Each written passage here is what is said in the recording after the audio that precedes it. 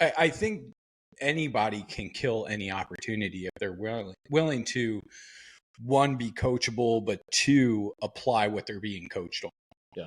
Like you can't just learn, and then never do a thing about it. You have to, it goes hand in hand. You got to do that's them good. together. It's that kind of knowledge isn't power, And but applied knowledge is power. Being coachable, I think, is probably the number one skill set that a person should learn. Like, just if you can learn how to be coachable, and it sounds weird to say it just because it seems like, well, it should be easy to be coachable. It's not easy to humbly shut up and just listen.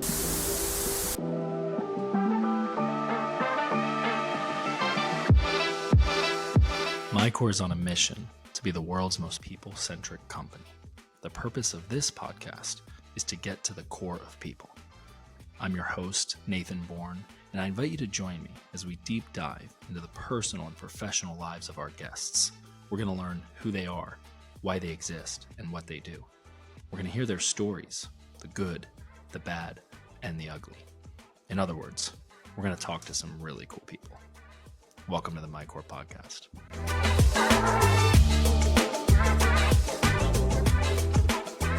Welcome to the MyCORE podcast. I'm here with Joe Connell, my man, great friend, business partner, now the Chief Revenue Officer at MyCORE, as well as a business owner yourself. You've had your agency now for, a few years, right? Yeah. Full time. We're in our second year. Nice. But agency that started more or less kind of part time, and It just sort of evolved. But you've been in the space of marketing, digital marketing, a decade, 11 years. Yeah. 11 approaching 12 years. That's cool, man. Yeah, it's a cool space to live in. Even from a small market where we grew up, there's still a lot of businesses there, a lot of businesses that do a substantial amount of revenue, and they have challenges as a local to mid-sized company, the same as a regional and national size company. They're still trying to figure out how to get more customers, how to grow revenue, how to grow their employees. So I think, what you guys have been doing on the people ops side of the house for a local to mid-sized company, and what I've been doing on the front end of the house in terms of marketing, I think that's where this felt like a really good mesh and a really good collaboration. I love it. I think we should tell the story. There's probably people that are listening that know you, know me, know us. But for those that don't, Joe and I actually go back, 20 years now. Mm-hmm. We would have met 22 years, if you think about it. It would have been fall of 2002. So your senior year of high school in gym class at Stephen Decatur High School. Go Seahawks. Yep. And we were like acquaintances and buds in class, but we weren't friends per se at that time. Yeah. And then we reconnected after high school through another business venture, which was neat. And even that was 2010, 2011. Yeah. I think, right? We were young whippersnappers cutting our teeth in leadership and entrepreneurship, and then when was it, but what really inspired you? I think you kind of touched on it. I know you're a big believer in equipping sort of the underdog, giving them kind of a David and Goliath opportunity. But tell me a little bit about what inspired you to go into marketing. And the reason I'm asking this too, because something that I am sort of interested and fascinated by is kind of when and how people make the leap. Because nowadays it's pretty common, I guess you could say, or at least possible to have a side hustle, and to kind of create a second revenue stream or kind of moonlight a skill. But that's different than going full send, taking on the full risk and owning a business like you have the past couple of years. So I'm kind of curious in that journey, for our listeners to hear, because I bet you there's a lot of people that are maybe in a similar place as you were a couple of years ago, where they've got maybe a few $1,000s a month in revenue. It's not quite up to what their lifestyle demands when you add things like health insurance and, having to pay the mortgage and just kind of all the things that come with providing for a family. But you went for it and you're succeeding. So I'm just kind of, let's unpack a little bit of that journey of like, we reconnect in 2010, 2011. When was it that you were like, I'm going to go into this marketing space and become a pro? Yeah. So I think like before I got to that spot where marketing was the career choice, I want to hit on that previous venture that we were in. Yeah. And the reality of that opportunity for me was that I did not make a ton of money and not why I was in it. Right. And I think that oftentimes can be a missed opportunity for people, is that they don't realize that in certain cultures and certain companies have certain cultures that cultivate a mindset for success. And that particular endeavor might not be the one that gets you the result you're looking for. It may just be the very first stepping stone to get you out of maybe a prolonged way of thinking. And in that venture, I met several mentors, but all of them recommended a variety of different books and influencers or speakers. I guess back in the day, they were just personal development gurus, if you will.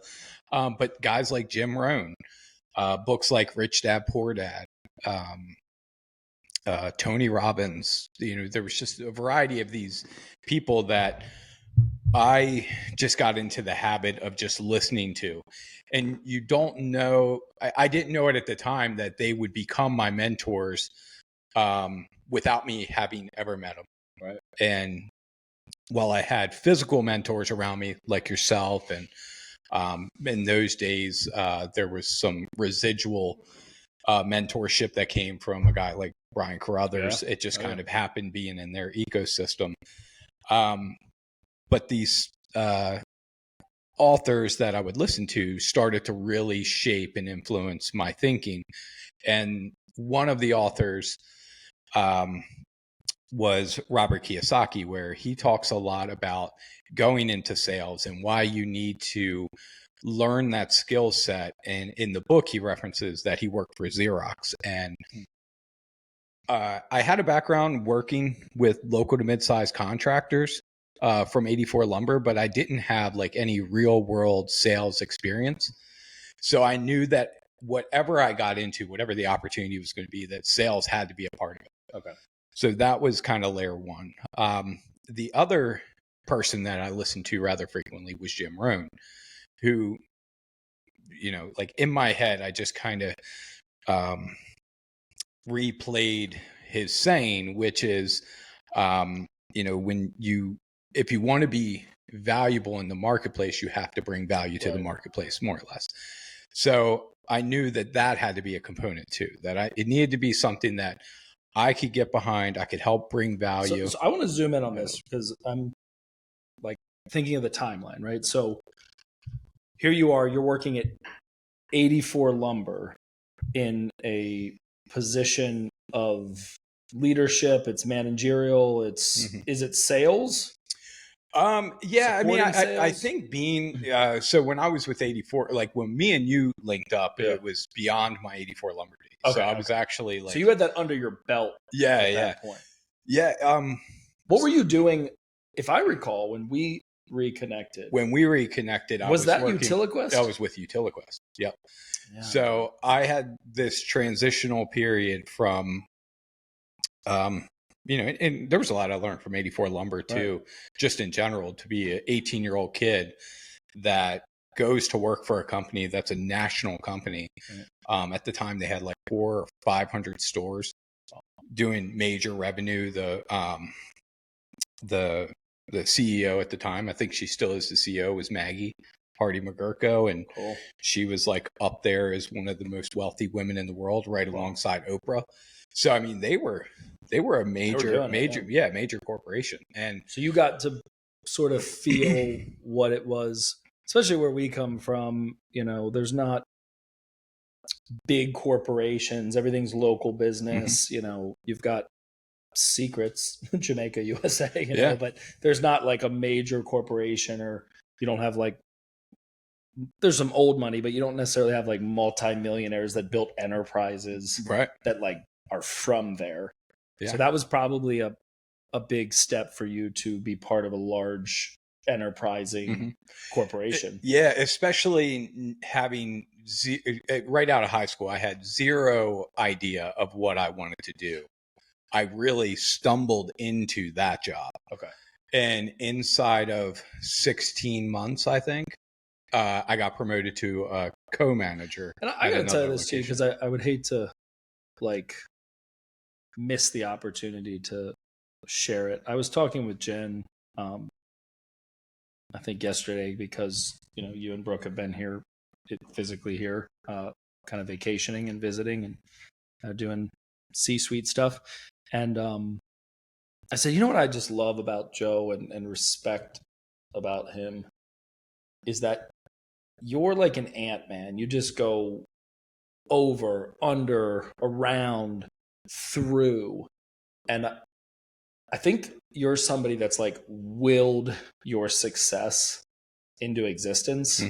If anyone learns of your background, whether it's your childhood or your high school experience, it's not like, I don't know, I think some people they have certain privileges or opportunities, or maybe even like a talent, like they can dunk a basket, or they find math easy.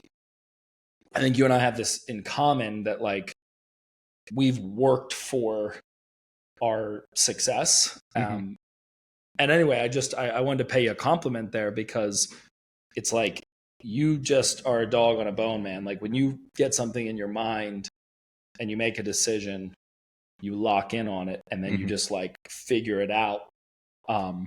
Would you agree? I would agree. I am a fantastic guy.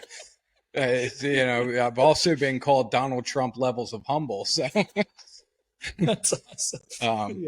But I appreciate that. Yeah, like you could have just as easily stayed at 84 Lumber and rode that out, Or... And to that, like I speak very highly of 84 Lumber. I was let go from that company. Okay. Just because why do you think? Well, I know. It was actually because of that. I know first, exactly. It was that first. It was that first venture. My attention. Yeah, my attention was kind of like drifting away to another world of opportunity. And okay, this is good. But for 84 Lumber, I loved working there. Like there was, I thought the leadership was great. I thought my first manager, who was, he probably doesn't even realize, but he was one of my first like true mentors, because he was a guy, he had a background as a state trooper. He stumbled into the lumber industry, worked his way up to manager, and his store right there in Selbyville was crushing it. I mean, they were, I think at the time, doing about $12 million a year. This is fascinating to me. I'm sorry, I'm going to keep leaning in on this if you don't mind, because we live in America, dude, right? Like this place is so easy, relative to the rest of the world. And there are so many established companies with, and I'm not discounting like corporate America or,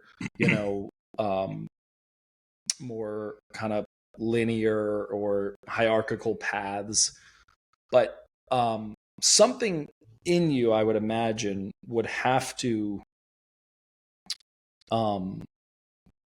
be wired as such. Like we talk about leading with who, right? Like who you are, probably some nature, definitely some nurture, has made you enough of a renegade, somebody that bucks the system, because it feels like from this story that you were like a good boy, for 3-4 years with 84. With 84 Lumber. Yeah. I was with them like 4.5 years. The year and a half as a MT, which was like manager in training, right, which was like their entry level, like counter position.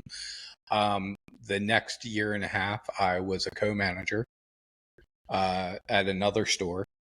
And then fast forward and think about 3 this. years. You were 23 at the time when you got let go? No, I was probably like 22. Okay, because I became manager of my own store at age 20. I wasn't even old enough to have a beer. 20, right? You're 22 years old. You've got people working for you and under you that are twice your age, and then you get introduced to Legal Shield, right? Yeah, network marketing. And one of the craziest things I've always looked back on, and I thought, like, man, if I would have seen this then, what a different experience was How to Win Friends and Influence People. Right. I was introduced to that book the month after I was let go. And it's like, right. You're like, well, I guess I get to use this, going forward. But right. Man, this would have been really useful information about a year ago. Would have been nice to know. Yeah. Well, for all the things I'll say,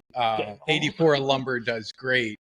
When I became manager of that store, I was like, the day my area manager introduced me as manager was the first time he was there. The second time was when he let me go. So there was no like, and they do kind of like develop you to become a manager, like on some of the practical stuff, like managing your inventory, your profit and loss statement, how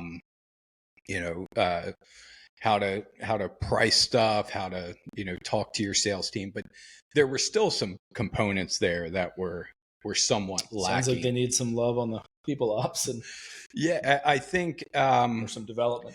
Well, I guess to that gentleman's benefit was that our store was crushing it. Like, we were hitting the highest tier quota consistently month over month. Which I guess had me in the mindset of like, not invincible, but I felt like we're crushing it while other stores are, because this was in 2008, mind you. So this was in the middle of the largest housing crash our country's ever seen. And I'm working for a company that hinges on builders building new houses, and the housing market just crashed. And we were still hitting our, not just like regular quota that was set each month. We were hitting like it was called super tiers. See, this is fascinating to me, because the way you describe it in this moment, the way I've ever heard you describe it, it seems all positive, all good. And yet we're not sitting here talking about your now, 15-year career with 84 Lumber. I'm only saying that to say that something in you was attracted to entrepreneurship, bucking the system. You were trying to recruit, your employees and the people in the store. So in a way, you're a little bit of a bad boy. You're a renegade. You're no longer a corporate suit or a company guy, in the sense that you're like, oh, never. I'm on this path.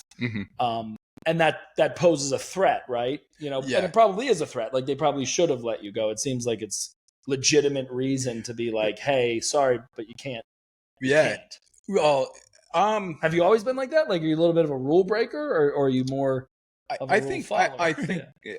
I think a little bit. I think it's good to have a little bit of that in you, for sure. My mom calls me a rebel with a cause. So I guess James Dean had it's obviously before our time, but a movie called A Rebel Without a Cause. So you strike me as a rebel with a cause. I think there was definitely a moment where I was very happy and content with 84 Lumber being the company I was going to work for long term. I mean, because I'm 21 years old, and I think I was making like just shy of 60,000. So to me at the time, I'm like, I'm really I'm really making some That's money an here. interesting word choice, content, because I think that it kind of goes back to what I was saying with like America's easy. It's not that hard to find comfort and contentment in this country. And yet we live in a country that has the highest rates of suicide, depression, antidepressant use, pharmaceuticals. I'm in no way qualified to speak to those things. And I know about mental health. I even got my happy juice here to help with it, so I know what darkness and a dark cloud and just sort of the mental battle of it all is. I just sort of am suggesting that I wonder why certain people can stay on that path and sort of be content with contentment or comfortable with comfort. Yeah. And then others can't. And maybe sometimes the shit happens, right? Like maybe you really just got fired and you're like, damn, I just got fired. Yeah. And now you're figuring it out. But something, because it reminds me of my story in that I left an Ivy League school. Yeah, you left a great company. Ironically, I think it was kind of the same experience. I was content. And then my older brother of all people, who has never had a drive to go the network marketing or work from home opportunity. Right. He just kind of connected me with somebody. That's ironic. Yeah. And then I get on I think it was a private conference call. And PCC? And I'm hearing Brian Carruthers, good old PCC, talk about opportunity. And then somehow, I don't even remember how I got the DVD, but I don't know if they mailed it to me or what. Yeah, probably. But I watched the DVD and I remember watching this compensation plan. And in my head, I'm like, this is too easy. Dude, this is my exact story. Yeah, I was on 12th Street. I'm looking at it in my head. I'm thinking, I'm 20 years old. I'm running a freaking lumber yard. Like, I got this. Like, and it was a totally different game for starters. But I saw like a whole different opportunity since high school. Because I say that I didn't drop out of high school. I just kind of got failed forward, if you will. Yeah, like just no child left behind. So they just kind of moved me along. I was not overly ambitious in high school, but so I stumbled into this career at 84 Lumber, and I even looked at 84 Lumber. There were times that I did want to leave there, but I tried to look at it like when I was a manager in training. I had thought about quitting at one point, and then I was like, well, it would look way better on my resume if I became a co-manager. Oh, and then when I was a co-manager, I think everybody has those times where they're like, forget this job. Yeah. And I was like, it'll look way better on my resume if I'm a manager. So like everything I was way better doing, on my gravestone if I keep just keep going and going. Superior entrepreneur. Right. Anyway, but so I've tried to look at everything that I do as a stepping stone to get me further down the line. I also think that I'm very aware that there are opportunities pretty much everywhere, right? Which I think can be liberating from the aspect of you don't ever have to fear it, and that's what being fired from 84 Lumber did. It did put some fear in me for a period of time where I was like almost like worried about things that I never needed to worry about. It created like this because it was the first time I had ever been fired, and that does something to your mindset. Right. The first time you feel kind of rejected. You feel like, wait, I thought I was. Well, I mean, it took away security like that, and being the sole provider with 3 children at the time and a wife. Because you're you're a young father.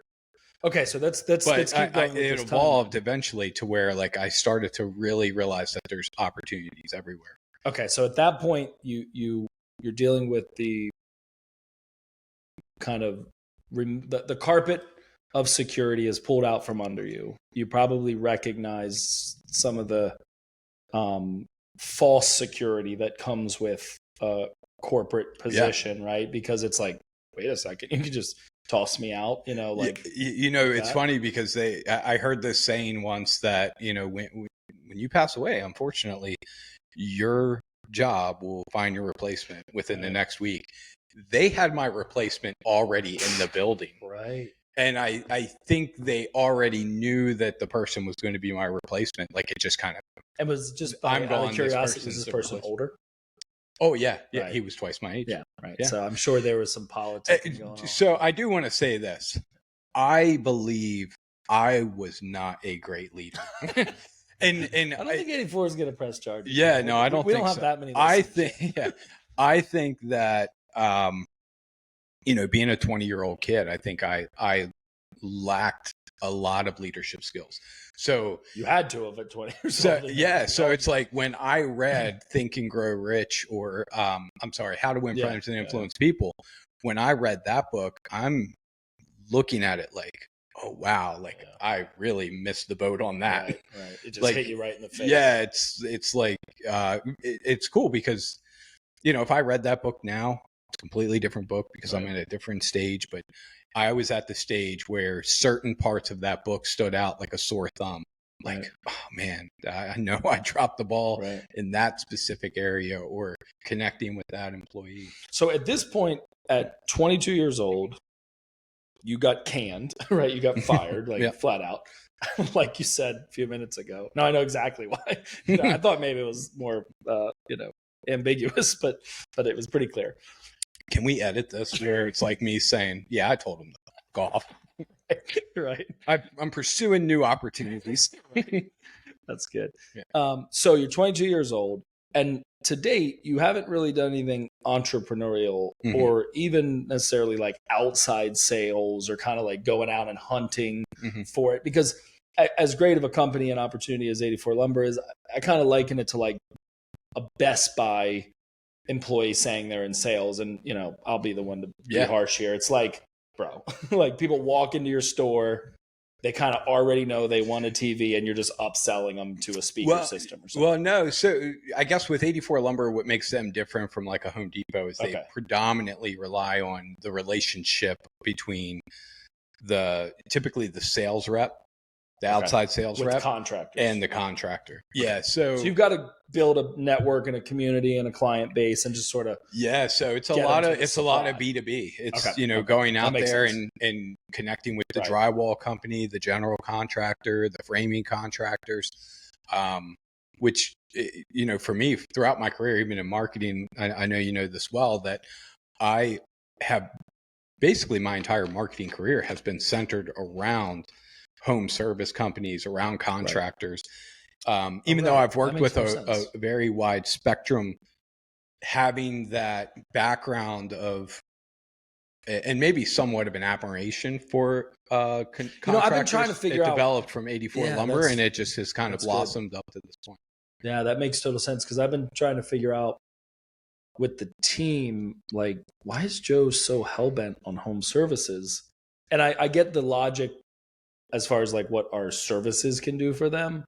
But that makes way more sense, because I'm a big believer in like imprinting and programming and orientation and kind of origin story. So if your like first professional experience was in that world and in that ecosystem, and you got kind of comfortable seeing their operations, empathizing with their business struggles, it makes sense that you've been able to carry that common thread for all these years hence.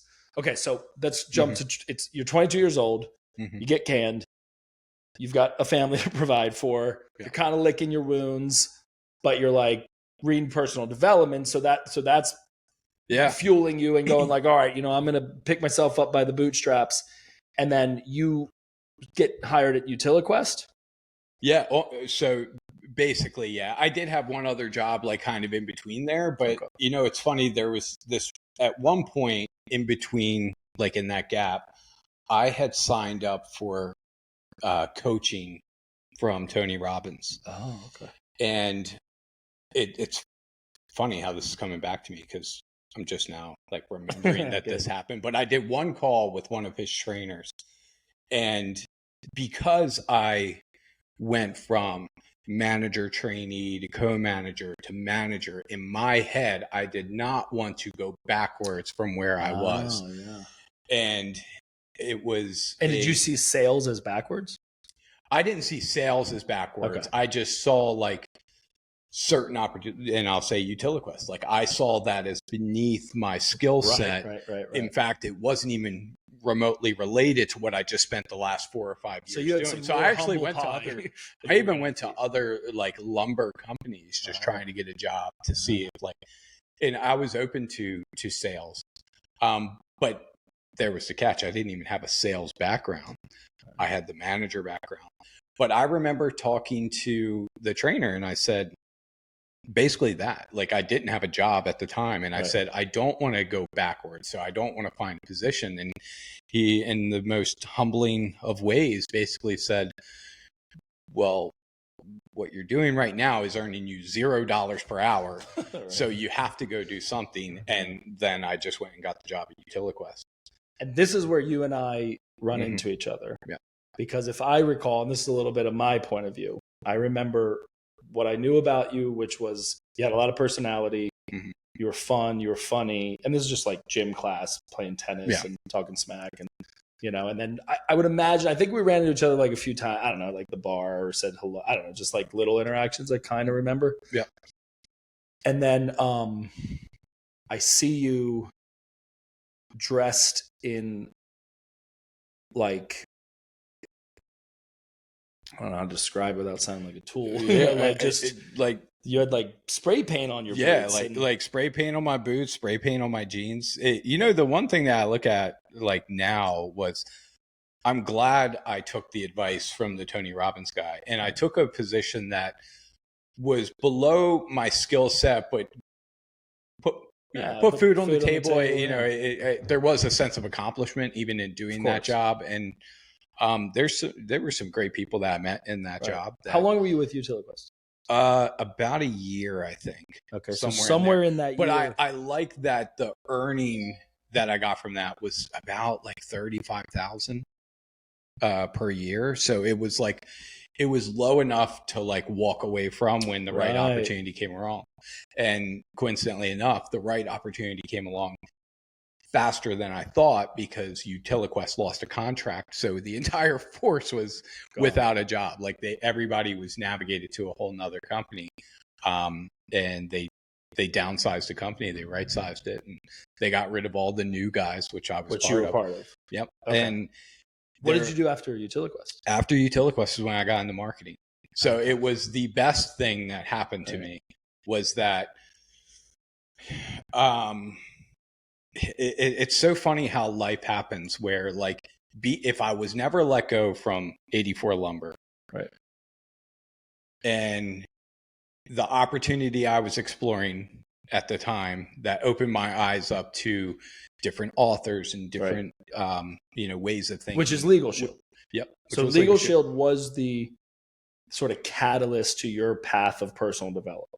And the path to me no longer working for 84 Lumber, right? Which was coincidentally enough, because if I would have just stayed the course, like I may have like developed, and maybe that development would have, you know, attributed to certain levels of success in 84 Lumber. It'd be fine. It just but it coincidentally it led to a path where I was quickly let go, and then I had this like year journey between 84 Lumber to me getting into marketing. It may have even been like a year and a half to 2 years.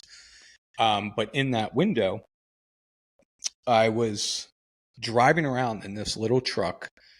White truck. Yeah. Just a bed. There was not even like a cab, right? It was just like a one single. I can see it in my mind, you in that truck. Yeah. And I would drive around in that truck. And I think it's cool because you met me probably about, or like we like reconnected, if you will. I was probably 6 or 7 months into, you know, working there. And for that first 6 to 7 months, I think it was like during football season, like I'm just driving around. So I'm listening to Scott Van Pelt and, you know, a variety of different like sports commentators like all day. And then we link up and then you give me, Jim Rohn's 4 Seasons, I think is what it was called. The keys to success. The puzzle, yeah. Yeah. And philosophy drives your attitude, actions, results, right? And so there was that, and then there was just a variety of other audio books. I think I went on like eBay and I just tried to buy up everything I could at the time. So I would just drive around in my truck, and it became a drive time university. And that next 6 months really started to shape everything I wanted to do. And I remember listening to Jim Rohn talk about being hired to go into companies to consult with them. And at the time, I didn't know what that position was called. I didn't know it was called a consultant, because he didn't say that. He didn't use that word. What are people called that consult? Yeah. So in my head, right, it seemed logical. Oh, he's a business life coach is what I called it. And I remember, telling like a mutual coworker, that I didn't want to continue working where I was, and him asking, well, what do you want to do? I was like, I want to be a business life coach. That's not the craziest part, though, is then they right size. I get terminated or laid off, I guess, essentially.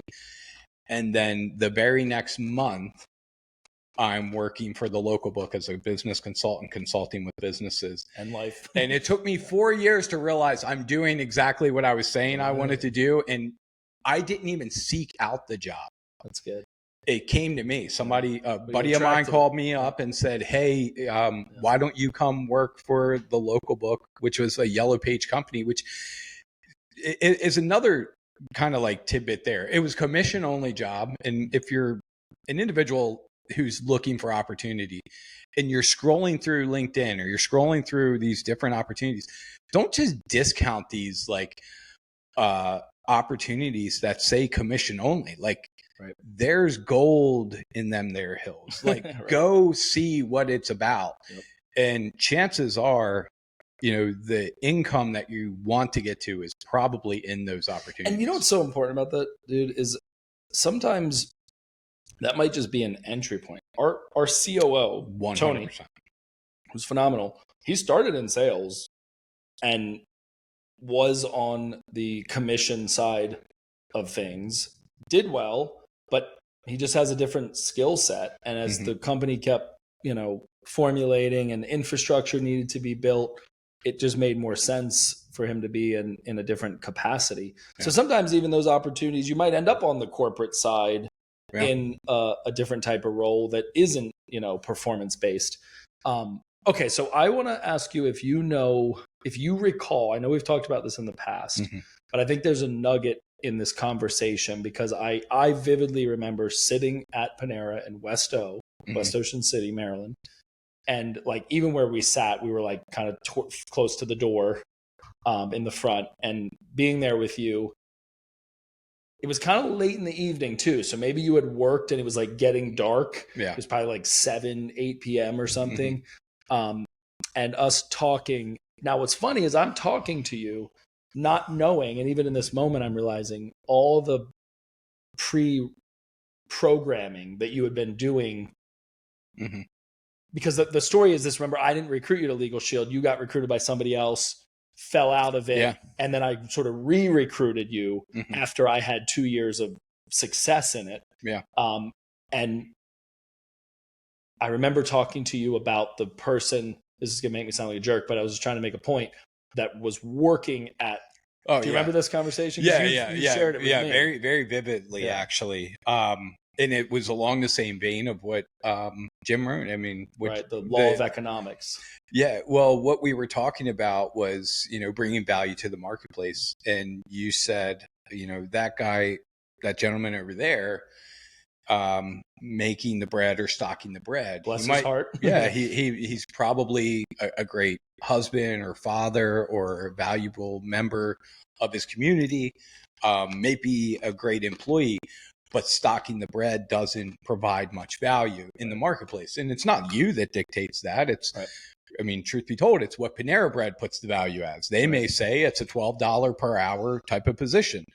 But the CEO that creates Panera Bread, that creates the new location, that, creates an environment where people can both go and have a meal, but also have a professional setting to be able to take clients, that provides a lot of value, and therefore that person is going to be compensated millions. Right. He may even work less and not as hard, but he's cultivated, all the skill sets to be able to pull all of it together, to hire such a big workforce, to, get the loans from the bank, to set up the new locations, the whole deal. But so that made sense to me. Yeah. That just clicked for you, right? And enough for you to get re-engaged with what kind of was your catalyst. Yeah, and I don't want to give you a bigger head than you have, but I think I like the idea. I like the idea of just associating with winners because and likewise, and I saw you as somebody that was a winner. I mean, I'd seen you up on stage, and I think that there's a huge amount of value in associating with people that have their eye on the prize, or even a bigger prize than what you. Well, I know we have a little. I want to say something too before I finish drinking this, but we had a podcast episode in my office, and on that podcast episode, you say to me, one of the things that makes the culture of MyCORE so great is that the people, it's like they've drank the juice. And at the time I made this funny little quip about, thank God I supplied the drinks. I just find it very ironic that we're sitting here in this podcast episode as I'm the CRO of MyCORE drinking your damn happy juice. Cheers. So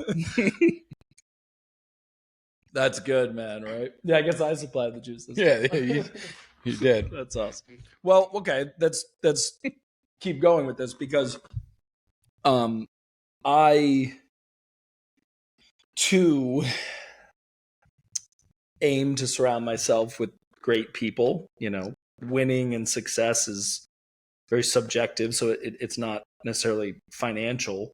Just know I was joking. He doesn't have a big head. He's very, very, very humble. Thank you. I'm confident. It's right in that little sweet spot between the two. So I'm going to say this. It's going to be a backwards compliment. Great. I remember my belief system about you, about Joe Connell, who you were. Remember, too, you're older than me, so you were a senior when I was a freshman, right? Yeah. So you had graduated, and then I went and had, the rest of my high school experience. Yeah. And I think the only other time I maybe saw you was out socially, so you were probably dressed nicely and, at the bar or kind of like socializing. And maybe not, just because like where I was might not have seen each other. Yeah, like because I was in this 84 lumber world, and I moved to Virginia for a period of time, and then a portion of that you were off to PA for college. For college, yeah.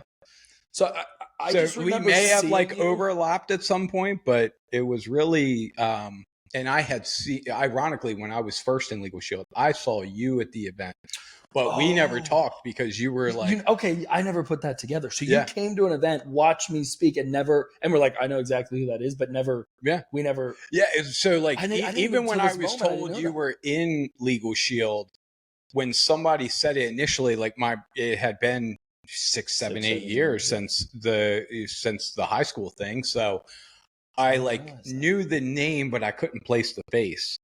But then when I saw you at the event, I was like, oh, I know exactly who that is. Yeah. Okay. It was a kid that was in my gym class. And oh, that's wild, man. Okay. Because my belief system of you, for whatever reason, which I know why, especially now, it did not add up to me that you were painting spray paint lines. Yeah, me either. Right. Now I have all that context. Yeah. We all do now. Yeah, but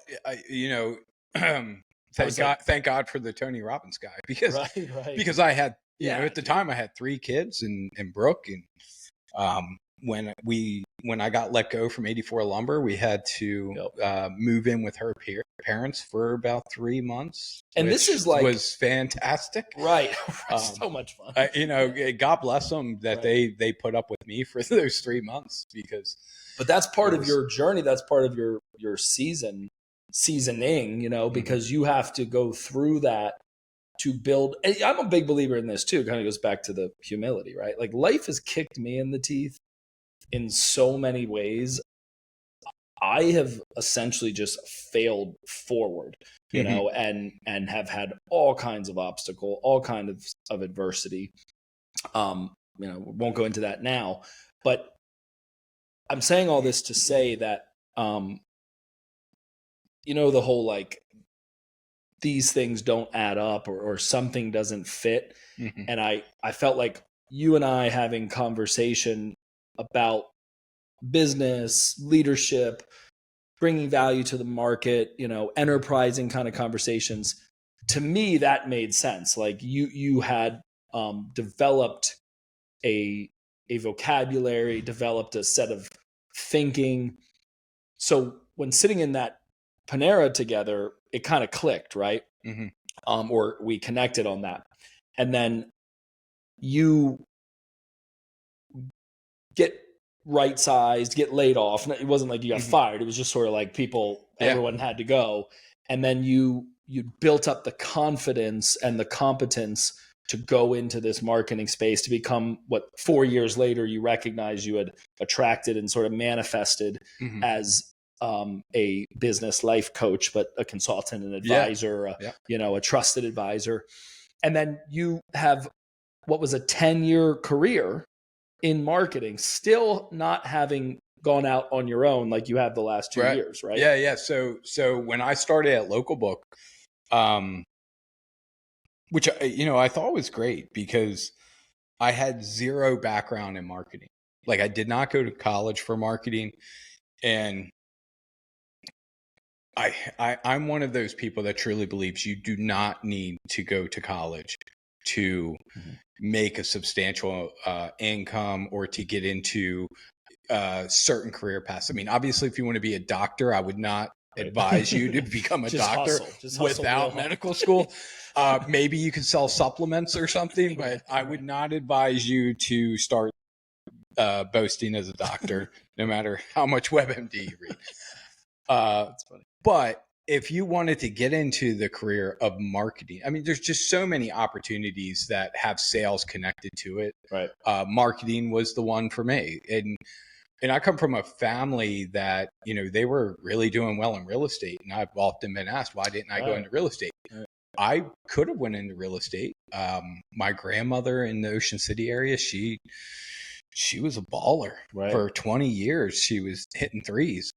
That's a whole other story we have. To the point where my mother ended up getting into real estate and, you know, kind of got the draft off of my grandmother's success and then did her own thing for quite some time. I could have easily just gone into that. And I think with my sales skill set or my hunger for knowledge where sales was concerned, I think I would have killed it. I think I would have. No doubt. I think anybody can kill any opportunity if they're willing to, one, be coachable, but two, apply what they're being coached on. Yeah.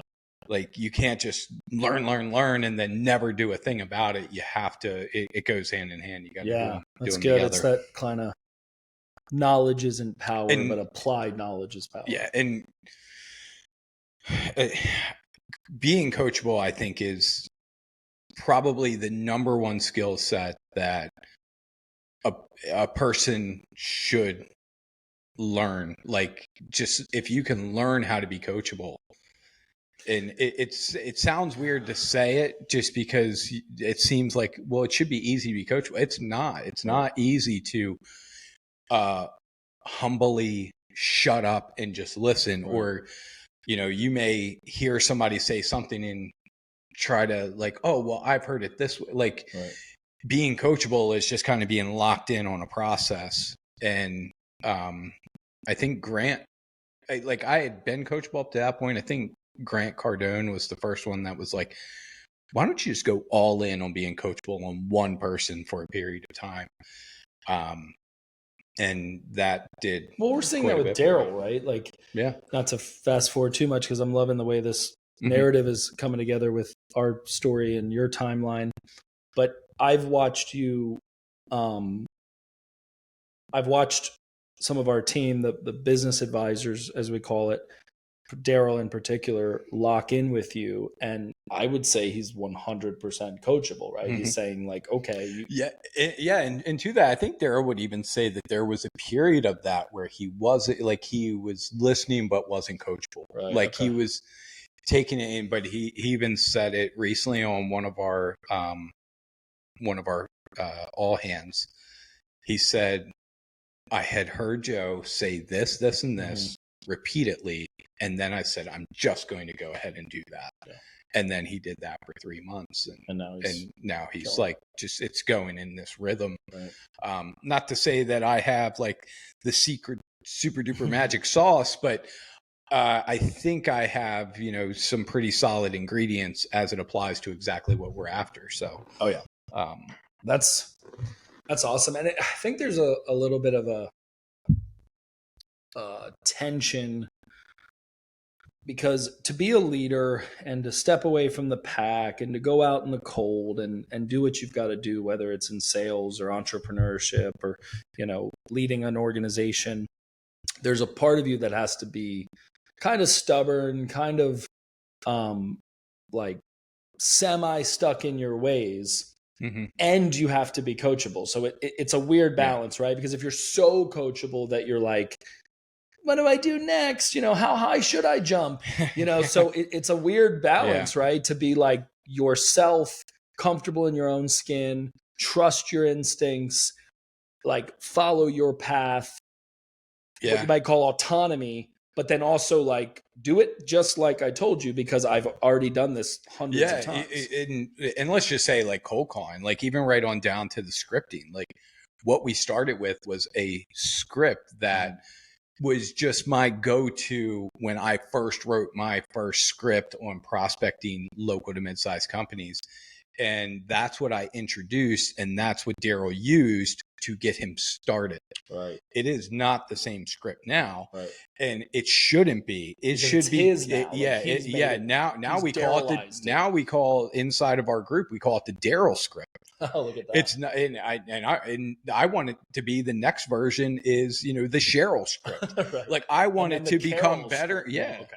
Yeah. Or Gerald, like whoever comes along. And it's why it's also good to do this like in an environment where you get to, you get to show up and discuss what you're doing that's working, and you get to collaborate with other people that are doing the same thing. Yeah, masterminding it with people, because I want the next version, whoever it is, I want them to have a version that Daryl's like, oh man, I never thought to say that. That's brilliant. Like I want it to be this thing that's always along the same structure, which really, the structure is you open the call, and the end of the call, hopefully you're booking an appointment. Right. However we get there, I don't mind, but we had to start somewhere. And now we have the Daryl version of the script. And I want new business advisors to use that Daryl script, because Daryl has put in the reps to make sure that it's working. And why would I want anybody else to look at the script and say, you know what, I'm just going to wing it on my own or do my own? And we even see it inside the call where, inside of our calls where, we had a business advisor that actually spoke to us the other day where he was using Daryl's script. Then he stopped and didn't use it for a few calls. And then he realized when he went back to the script, he was booking appointments with business owners. So, but yeah, it's good to have like a roadmap there. I have a question. I have a couple questions for you, Joe, because I'm just, thinking about this timeline and this journey, like your journey, and then my experience relative to it. So I've never had a job, so I've never been fired. But it's also because I've never been hired. So I probably would have been fired, probably for the same reason, recruiting people to my network marketing business. HR would never put up with you. The HR nightmare, Nathan Bourne. So I've always sort of been out in the cold, figuring it out, being scrappy, making it work kind of thing. And I remember over the years, and I always had sort of moderate to above average success, maybe relative to like the industry or entrepreneurship, I've had success, but compared to somebody that was working a nice job, they were probably making more money than me, or they were able to do things because they could buy a house or have other assets. So I've really only broken through in the past, couple years.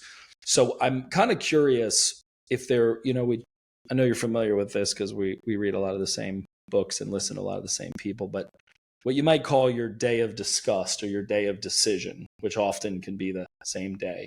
Mm-hmm. And it's not like a day, like it was this date.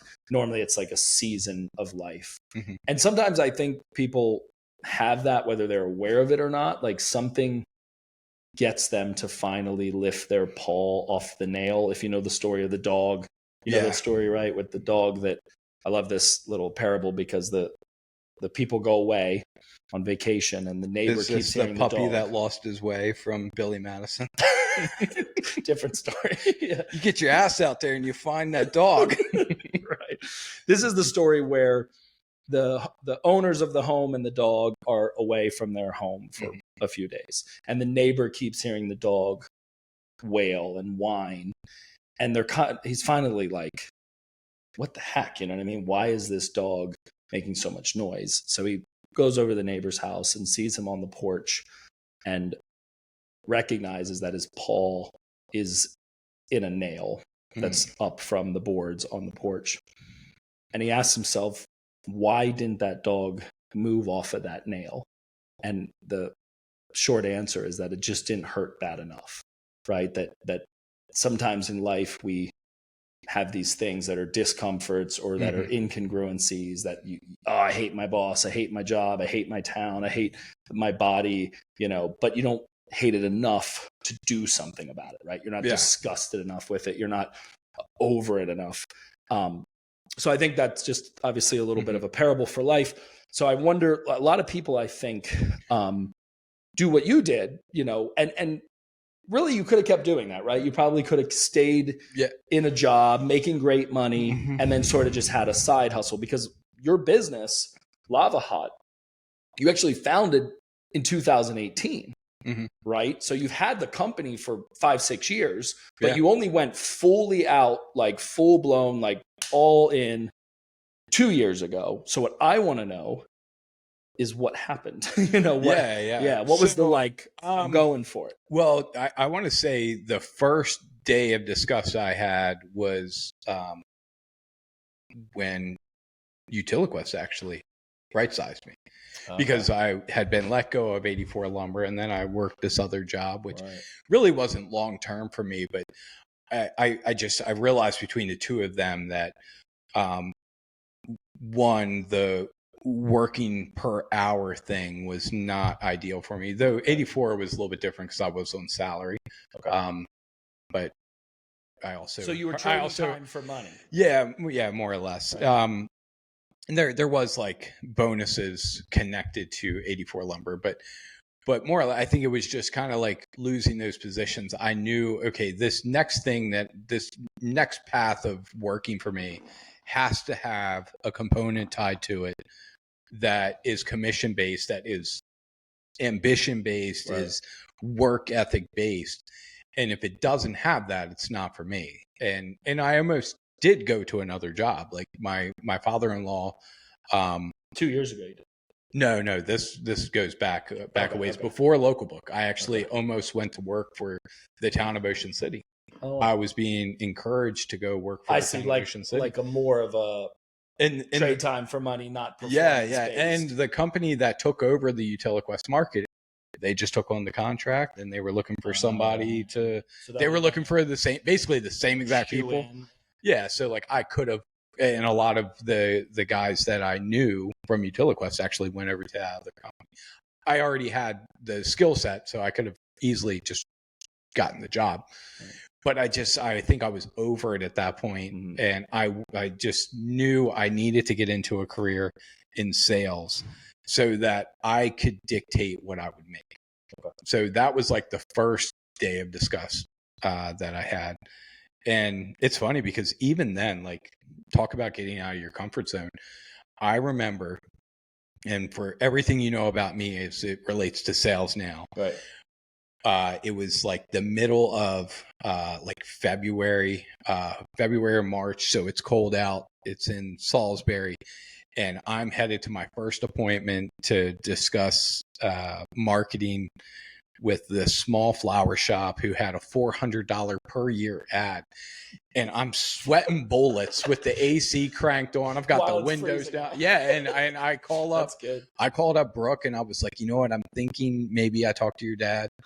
Right. Like, that's how So uncomfortable. you were right there on the, like, I don't think I'm going to do this. Yeah. Like, I don't think I want to be in sales. You're on the like, edge of your comfort zone. Yeah. And I went and did the appointment, and it was probably the worst presentation that woman's ever seen. Right. And I was sweating bullets. She like, Did she buy? oh yeah. Yeah. That's awesome. And not because of anything I did. She was already sold on the product before I got there. Thank like God. she was, yeah, for sure. Yeah. I think I probably almost talked her out of it. You're like, you don't want to do this. Yeah. But That's a lot no, of fun. she ended up, That's good. basically she was renewing her ad. She wasn't And- even like buying fresh. Yeah. It was just a renewal. That's Right. good. Yeah. But Yeah. you were She was, terrified. yeah. See, because this is important to hear, especially for people on our team, man, because they know the Joe Connell that exists today. I know the Joe Connell that had spray paint on his boots Mhm. and then became this person. Yeah. And I was saying it earlier. Yeah, and that sales call was probably a month removed from spray paint on my boots. Right. Like, that's how much of a culture transition it was. Right. It was, I'm driving around all day in a truck by myself, listening to certain books and audio, Right. and I'm spray painting lines on the ground. I don't talk By to yourself, by no myself. human interaction. Yeah, and You then the fast forward a CDs. month later, I'm wearing khakis Right. and probably a polo, and I'm going in to meet with business owners to talk to them about marketing. Okay, so if we count that day as like day one, Mhm. okay, and then the day that you went full time as an entrepreneur, how many hours do you think that you have been selling, sales development, business development, personal development, Grant Cardone Yeah. University, like all the things that you've done to work harder on yourself than you do on your career or your business or your income, the sharpening of the axe, right? Yeah. As Abraham Lincoln would say, I say it like he's still saying it, said, Mhm. You have 6 hours to cut down a tree, spend 4 hours sharpening your axe, 2 hours cutting down the tree. I'm curious how many hours you think that is if you had to quantify it. It's got to be hundreds or thousands. Oh, thousands of hours for sure. I'm trying to think, does it go like definitely to 10,000 hours, but does it Right. go beyond that? Because a buddy of mine, Chemo, said to me one time a saying that has always stuck with me since I was like 19. He said, the difference between successful people and unsuccessful people is how they spend their spare time. Mm. So I've always just made it a habit of, if I'm driving in the car, I like to listen to audiobooks. Might drive my kids crazy a little bit. Right. Well, thank you. but I also in those days, I was always on YouTube. This is pre-TikTok and all of its glory. So I was always on YouTube looking up, how to sell, how to cold call. I was looking up that, like, I'm researching certain industries that I'm calling into, that I'm working on. So I'm trying to understand their business a little bit more. So I became a student of this new profession that I stumbled into. And I think it was my first first marketing trainer that I really liked him. He kind of had like a Jim Rohn type vibe to him. Cool. And he said, there was something he said, I want to say in the training, he said, you can have everything in your life that you want if you help enough other people get exactly what they want, which was already this like philosophy that was pinned in my brain from Zig Ziglar. Right. And when he said it, I was like, okay, this seems like the right mentor right now for me to follow. And he taught me this entire marketing sales process framework, which is the same one I use to this day. It's the same one I teach to the business advisors. And it's because it's predicated on understanding what it is that the company is trying to accomplish. Cool. It's not about regurgitating a bunch of what's at a business. It's about understanding the needs of that customer, and in some ways just trying to understand who they are, like what they're trying to accomplish, and then pairing solutions that match those needs, not just, hey, this round peg might fit in that square hole. I love that. It's, as you sort of concluded that thought, it reminds me of the quarter-inch bit. Most people try to sell the benefits and features of their quarter-inch bit and aren't thinking and empathizing with the fact that they don't care so much about that. They want a quarter-inch hole. Right. So that sounds like it's that same premise, right? Is helping people, and which is also how to win friends and influence people, right? Which is, it's not really about what I want. I'm not thinking about my commission or my residual income or my promotion. I'm thinking about what they want. I'm helping them get it. Oh, wow, I've just helped enough people get it. Oh, weird, I'm having what I... Yeah. Isn't it interesting how simple it is, and yet people miss it? Like, yeah, and the whole structure is very simple. Like, I just have like this simple framework of how I like to ask questions, but all of it, it's asking questions. Right.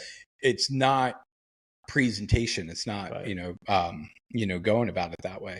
I think that's why I hate sales, because I just like presenting. Yeah. Yeah. Which is great, because that's why you're CEO. Like, it lets you present the vision. But yeah, so I mean, I kind of locked into that, and then that drove me to over the next year, and then inside of that company, like culturally, there were some differences. Like, I locked in a lot on that sales trainer, and he became like the sales trainer, like the outside sales trainer for the company. And like inside of a year, his recommendation was that I should be moved up, because I'm following what he's What company preaching. was this at? Local book. Okay. Yeah. And there was just some dynamics that I didn't really like, whether it was between me and my managers, just like little things that I didn't like. Plus, I wasn't making much money. Right. Even though like I felt like, I was producing, it just didn't seem like the money was working out. But then I ended up getting recruited by basically their major competitor. Is that Dex? Yeah, it was Dex. Okay. And Local Book at the time was just that. It was just Yellow Pages. They were starting to get into website development and some digital advertising, but Dex was, they were already there. Yeah, like, right. They were already. Is Dex still around? Well, now they're called Thrive. Right. Which was their product. I remember you showing me Thrive. Yeah. So as a product. Yeah. So I went to Dex, and the first year I made President's Club. Nice. And I'm living in Ocean City, and I'm going up against people that are in like major markets like Baltimore and Philadelphia and all over the map. And I made President's Club that first year just because I took everything I learned from that first mentor, and then I took this new information of digital marketing from my other mentor, which was a gentleman named Ron Poussin, who recruited me to Dex. And then when I left Dex and went to Gannett, he recruited me there. So so here's a question I have. Kind of brings us all full circle. So you then have this rich career for a decade, essentially, in marketing, digital marketing. Like really like making a decent or, a six-figure income. That and really, that started at, that started with Dex. Okay. So that's when because you over like the base salary I got at Dex was like more than what I was getting like full time, like whatever. And then there was comp that went with it. But yeah, I mean, my experience with Dex was the first experience of making a six-figure income, and it was like a $45,000 base. So to make the other, you had to hustle it. You had to actually get out there and sell and produce. And then the thing that I'm watching happen real time with the team and watching you get assimilated into the executive team and lead our advisor team, our business advisors, which is, 25, 30 people. Correct me if I'm wrong, but until this role and this season of your career and life, have you led large teams? I guess it depends on what you mean by large, but yeah, when I got recruited from Dex to go over to Gannett or USA Today, or just team, like have you led sales teams? I was recruited in as the guy who recruited me. He wanted me really there as a sales manager. Right. There was this weird thing with like how the comp worked and the responsibilities worked, where the digital specialist actually was more desirable for me because I didn't have some of the nuances of being a manager, but I had basically the reign of basically leading the team. So there was like 2 sales managers that were needed at the time, but I became more or less on the sales side, right, the one that would train all of the sales reps. And how long was that for? So that lasted about 2, it might have only been about a year of working with each one of those reps. And what was really cool was I got to go into an environment where Gannett is predominantly a newspaper company, but they had this whole digital suite of products, and none of the reps not only did they like not even understand them, right, but it was like they barely even knew that they existed, that they even had them at their fingertips. Wow. And in the digital marketing space, I mean, what they had to offer was, a powerhouse of like different products that they could sell. And they knew nothing about it. They didn't know how to prospect. They didn't know like how to prospect for that. And we basically went from 0 digital sales to like we were making waves nationally, like we were being recognized. And we just kind of followed. And why did you step away from that? So, because we're kind of coming up to these last couple of years. Yeah. So internally, that company was making a lot of weird shifts. Like, I was recruited in to be the digital specialist, and then, they made some structure changes, which basically eliminated my boss's position and moved him into a manager. And then they like eliminated some of the other positions connected, like mine. Right. I basically was dropped back to a rep.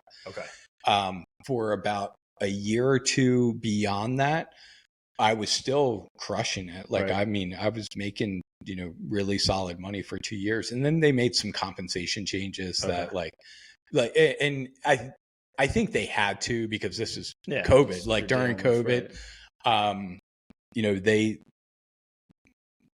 people aren't advertising as much as they were throughout the country, especially in print media. I mean, you think of every gym that couldn't be open, they had to stop advertising. Every restaurant that couldn't be open. So you kind of had this moment where you were leading a team, you were developing leaders, you were seeing how this sort of like unnoticed, maybe ragtag army that wasn't as valued as they could have been, with some leadership, and everything rises and falls on leadership. You bolstered, you built up, and then they like undercut you and go like, actually, we're restructuring for good reason, whatever, global pandemic, and now you're kind of back into sales again. With maybe you're kind of mentoring them from a distance, but as far as comp goes, it was like, all right, I got to sell if I'm going to keep making this type of money. Yeah, which, truthfully, I didn't mind that part of it. But there was just like some little things within their comp plan that really made it difficult during really my last year there. Like I was kind of in the mindset that I wanted to transition out, and then they more or less were talking about right sizing the company. And you'd seen this before. Yeah. and PTSD. For me, I knew I was good. Right. Because and I don't mean to sound pompous. But you were high enough on the food chain. I think I knew my worth and my position, if you will. But I also knew that somebody or other people may end up getting right sized if I didn't step out and take another opportunity. Right. And kind of timing wise, it was kind of perfect. Like one of my first large clients / like people that I did marketing for, the right opportunity kind of aligned right at that time when they were about to do that. And I said, you know what, I'm just going to go full time, full send with what I'm doing. And well, I love this story, your story, because one, this is a lot of our client stories, right? We have a product launch by MyCORE where we do the entity formation, we set up the infrastructure, and we just really like get them set up as a business. And a lot of times people do this a year, 2 or 3 before it's a full-time business, So I think it's encouraging for people to hear, oh, okay, the story behind the story is he actually founded this company in 2018, talking about you. Yeah. You side hustled it. Well, no, I mean, technically speaking, when I first started Lava Hut, it was actually because of my connection with MyCORE in the early days of MyCORE benefits at the time. I forgot about that. So I had to have an entity set up so that carrier commissions or what have you could flow into my entity. I forgot about that. That's a whole other wrinkle. That's why I set up the entity to begin with. The name was just coincidental. I guess I'll say this. 2 things that I had in my mind in 2016 and 2017 and 2018. From 2016 to 2018, I already knew that I loved the idea of having a marketing agency. And what I do is apply everything I've learned in terms of like marketing, but I apply it to every aspect of marketing. Meaning, I knew that every business that I was meeting with for their digital marketing was also meeting with the Yellow Page rep, the billboard rep, the TV rep. And I knew that it was so fragmented because I would see certain companies where their TV ad looks and sounds nothing like their radio ad, which looks nothing like their newspaper ad, which looks nothing like their social media presence. Like none of it was cohesive. And when you have like vendors picking your marketing for you based on what they think will work well in their media, nobody is ever saying, what do you want? Right. What are you trying to get more of? So you get drill. Yeah, you just get all of these like drills. Right. Instead of holes. And none of solid holes of exactly what you want. Okay. So I love this. So you go for it, right? Fully. Mm-hmm. And you say, all right, I'm going to apply the culmination, the amalgamation of everything that I've done up to this point. Mm-hmm. I'm going to be my own boss, have my own business. Everything's going well. And then once again, Nathan Bourne comes and disrupts things. Yeah. Which normally you're actually the beginner of. You start these problems. Which actually isn't how that happened. I actually... You reached out to me. I went to you and said, hey, maybe like you're doing this on this side and I'm doing this on this side. And you have, these business advisors. I think I could teach them marketing. And so that I recruited you, and now your entire company is drinking my juice. It did something. Yeah. No, it didn't. Yes. I love you all because I'm pretty sure you're all going to watch this. But the whole team, like we're all like right now, obviously, like we're really focused on market share, right? And profit share. We're right there on turning on some of the other. And what's been encouraging to watch is kind of what you want to see in a narrative like this. It is great people that could go it alone.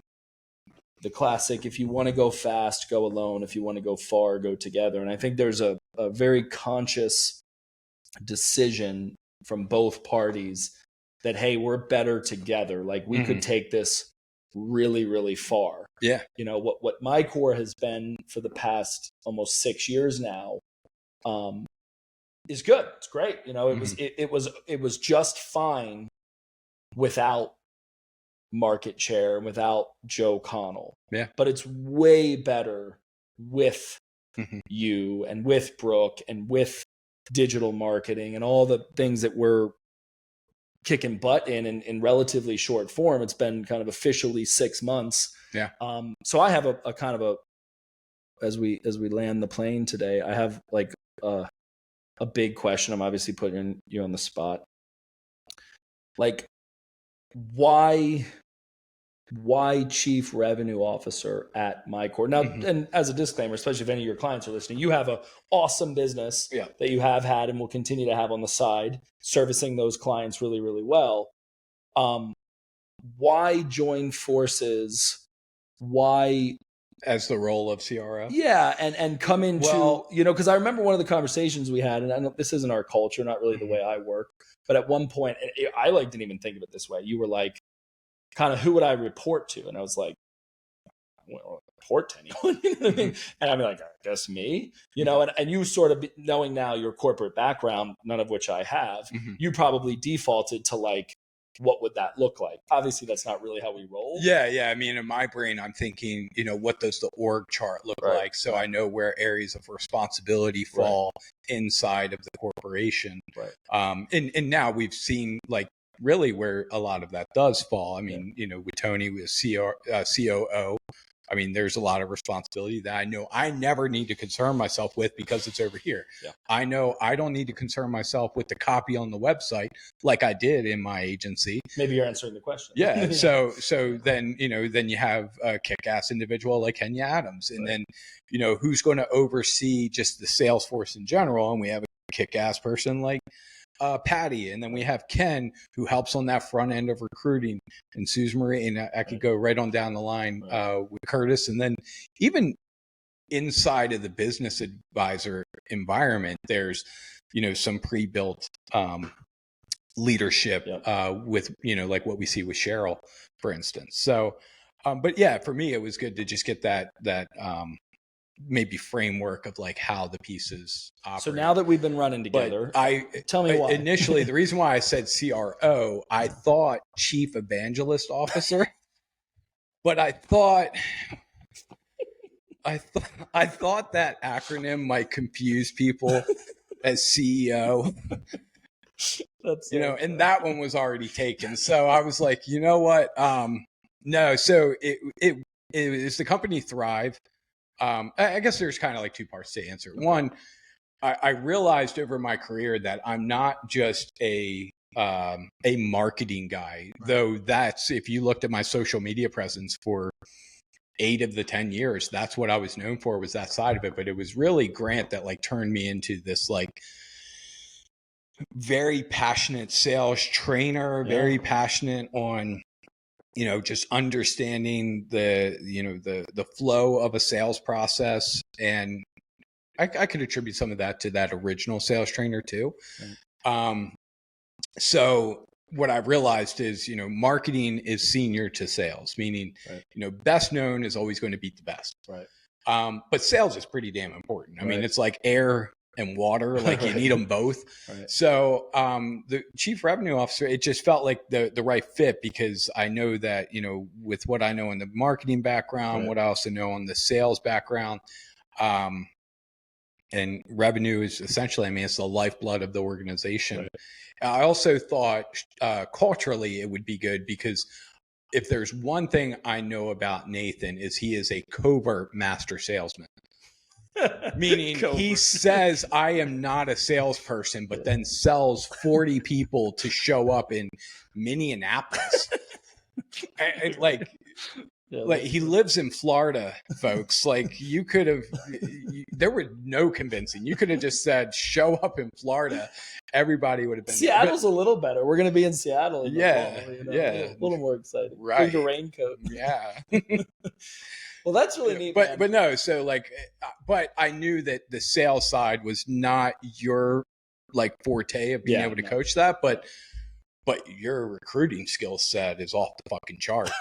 So, the ability to like cultivate teams and bring people together. And then as a leader, you've been a good leader in the aspect that good leaders give up some of that leadership as well. And you do it in a very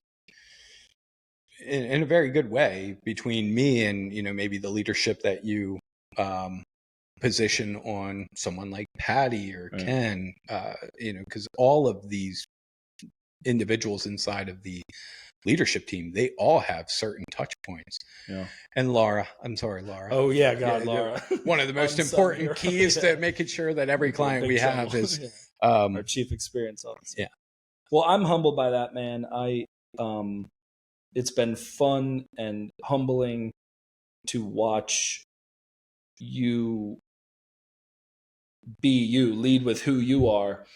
And I am not surprised by this because I've always had a great deal of respect for you. I sort of expected you to crush it, but it's going beyond that. And you've pushed me out of my comfort zone in a lot of ways. This very podcast, I mean, even I got these microphones like a while ago, and now we're doing the first episode. Yeah.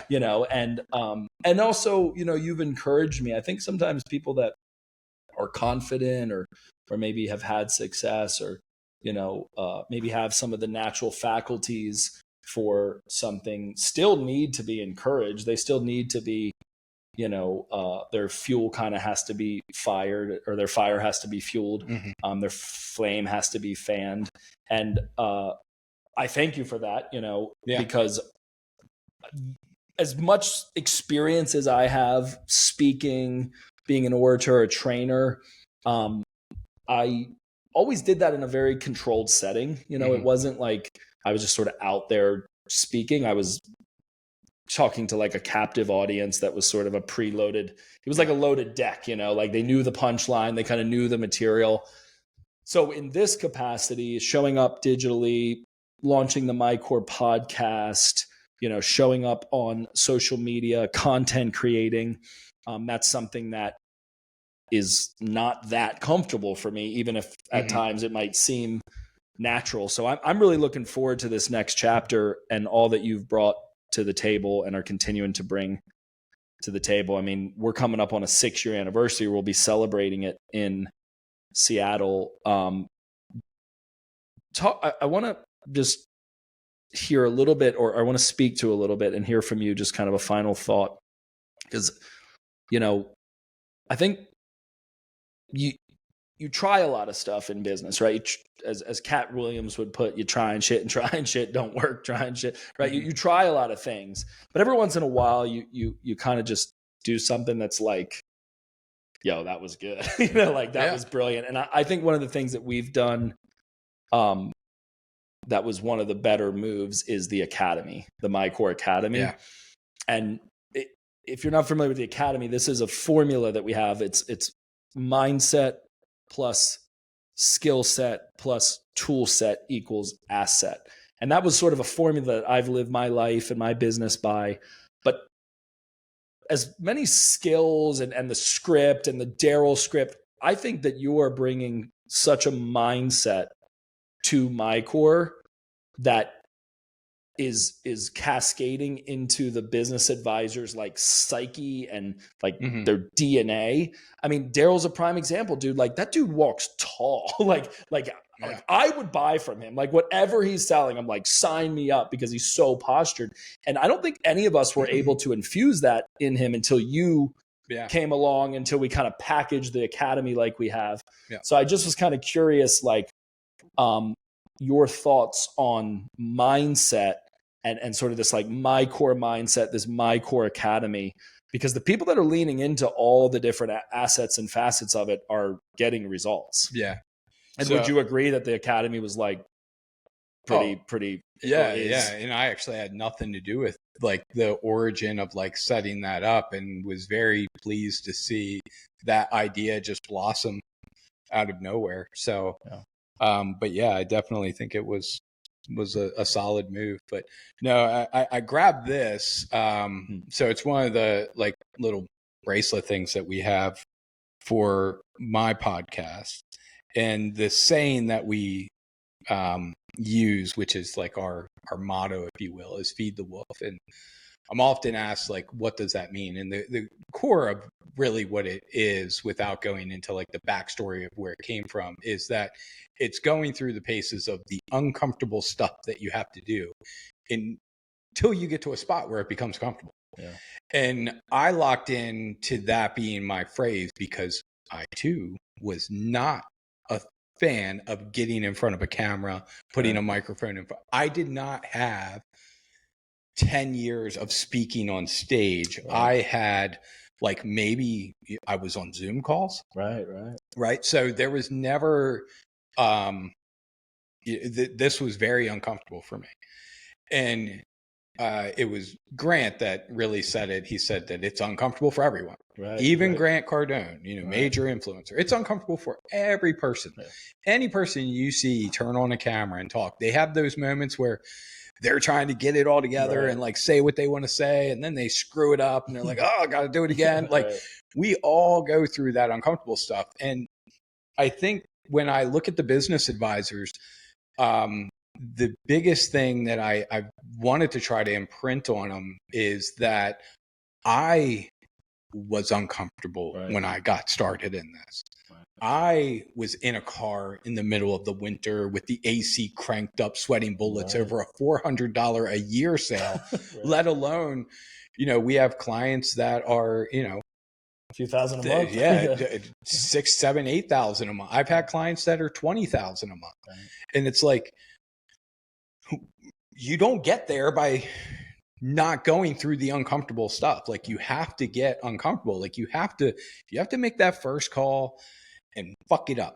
And then you got to make the next one, and then the next one, and then the next one. And everybody thinks to become successful that you have to be like highly motivated. There's no weeds. It's not that.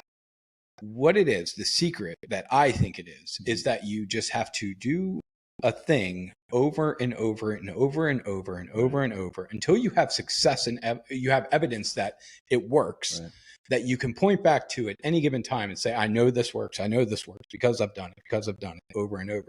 And that's where Daryl is now.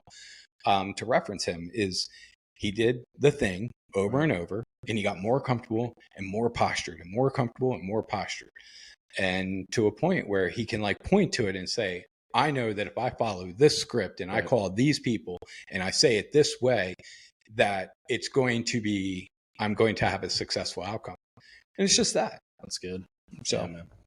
Well, I thank you, man. I mean, I think it's just so cool that after all these years, and, we've shared this story on your podcast, the Lava Hot podcast, our original sort of story where your grandmother, who was successful in real estate, was delivering food for Thanksgiving to families in need. I wasn't at home. You come into my house and deliver food to my family in need, a big poor family, and see my picture on the wall. And it's just so humbling to think that you never shared that with me until a few years ago. And even at that time, it was just sort of the context was there. And I'm like, wait, what? And that's so humbling to me because throughout those little moments when we reconnected, I was always in like a good light. You didn't see me with spray paint on my boots. You saw me on a stage. Yeah. You didn't see me, I don't know, struggling playing the sport in gym class. Just not that you were, but like I'm athletic, So like I always sort of thought that you had only seen me in my highlight reel. And I didn't know that you knew that I came from nothing and that I had really challenging upbringings and that, I've had to go through a lot of adversity. So to know that you had sort of always treated me with respect, knowing that detail has just made me love and respect you that much more. And that's why I love working with you and I love leading this company with you. So it's just kind of cool, even as we kind of went through the narrative today and relived it, to go like, man, I still can't believe, I just think about you delivering a turkey and going like, yeah, that's Nathan Bourne. Well, you know what they see, a fisherman can see another fisherman from afar. So, I definitely would not say that I had the easiest of upbringing. Lost your father at how old? 15. And he wasn't an amazing father up to that point, right? No. I think collectively, so fatherless. Yeah, I was thinking about this the other day because I have two siblings by the same, by my father, that I didn't meet until I was 20. Jeez. And we met because of MySpace. Wow. I set up a MySpace, and within 7 days, my sister messaged me, and I want to say I was probably 20. I think I was 20. Wow. It was like right when I started as manager at 84. And within 7 days, she messaged and said, "Hey, you have the same name as my dad. I think you might be my brother. It says you're lived in Pasadena." Yeah, and I was like, "Oh, for sure. Yeah, you're my sister." And I drove to West Virginia that weekend to go meet him for the first time, which was really cool. But I was pondering this the other day. Like, I probably, like, if I took all the time that I recall spending with my father and I like lumped it into one period of time, it's probably less than a month of like actual like interaction throughout that entire 15 years. So it's not like I had like this this dad that I was like really clung to from the standpoint, like when he did pass, like how do you even become a man like that, Yeah, I mean, luckily I did have a great stepfather, which was helpful.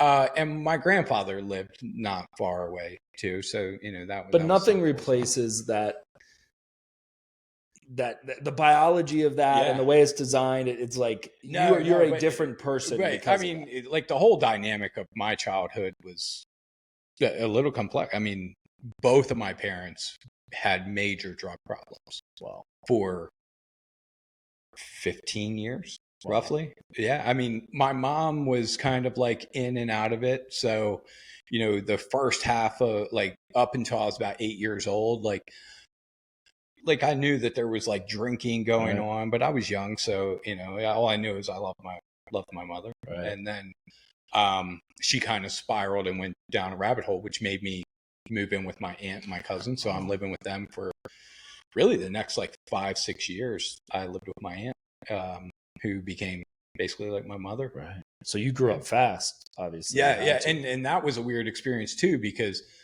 my dad's not around. My mother was gone. And my brother, who was like the closest thing to that family, he moved to Ocean City. So, which is what led you there.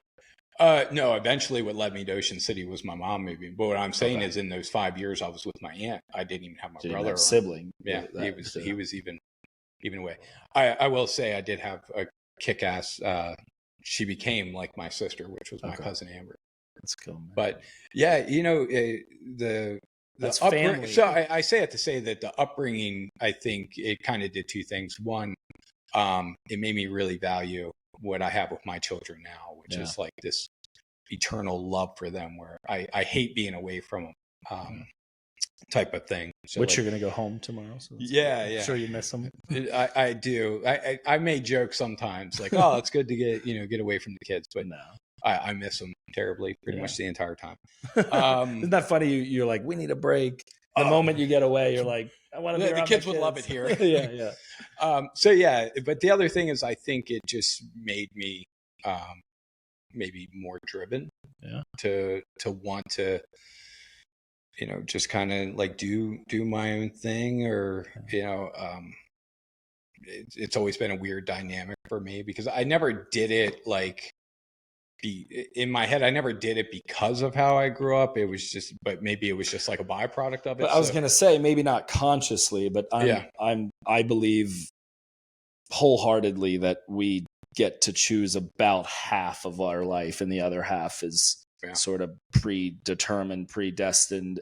And for you to take what is a very challenging situation, essentially fatherless, in certain seasons, parentless, motherless, seeing firsthand what addiction does, and choosing your path, and then building it into the father, the husband, the leader. I mean, that's really inspiring, right? I mean, that's more inspiring than following a script to sell a product. The other thing that I pondered on how long I had spent with my father, I was also, my siblings never met my brother and my sister. And I was thinking about this the other day. I wonder if it was better to have never met him and then experience that, because I recently learned that they didn't feel robbed, like from the context of me. They just kind of felt like I never got to meet my dad. And at the same time, I'm thinking, damn, how lucky are they? They never even got to meet him to have like to have like a certain level of attachment, because that did happen. So I think, grass is greener type of scenario there. But I think either way, I think addiction robbed all three of us in one way, shape, or form, for sure. And how are they doing in life?